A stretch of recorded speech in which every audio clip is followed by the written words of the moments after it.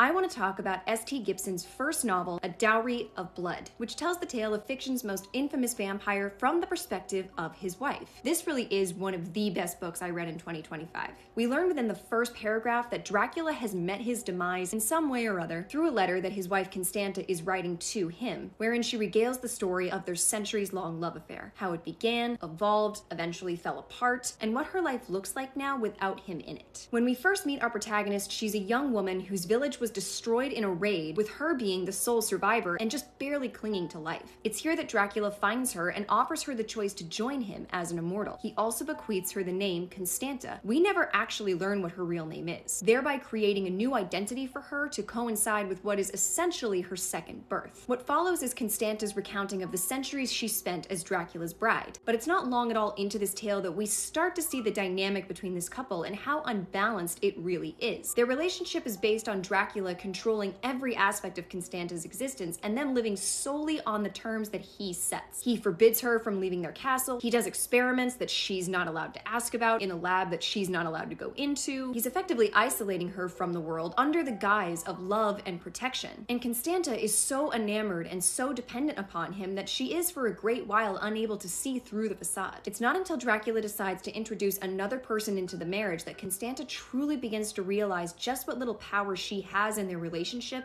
and as an individual. We watch as the marriage expands, new people are brought into it, and how the bonds between these people forge and change over time. As someone who devours, adores, and studies Gothic literature, this book has everything that I ever go looking for. Complex characters, drama, romance, love, dread, darkness, and definitely an air of eroticism, but not in a trashy bodice ripper kind of way. The book feels like reading an entire Evanescence album. But what makes this book so unique and what I love so much about S.T. Gibson's writing style is how ethereal it is. She has such a rich and delicious way of describing people and settings and feelings to where as a reader you truly feel immersed, almost hypnotized. The story spans centuries, beginning in pre-Renaissance Europe and going through until modern day, but rushes by so quickly because S.T. Gibson effortlessly evokes a constant sense of movement in how everything unfolds. Now, the book does go to some very dark places, most specifically in its exploration of toxicity and unhealthy power dynamics in relationships. And I appreciated not only how effectively it depicts these dynamics, but also how, despite this being a story that revolves around vampirism, it feels wholly relatable and universal in a very human way. A Dowry of Blood is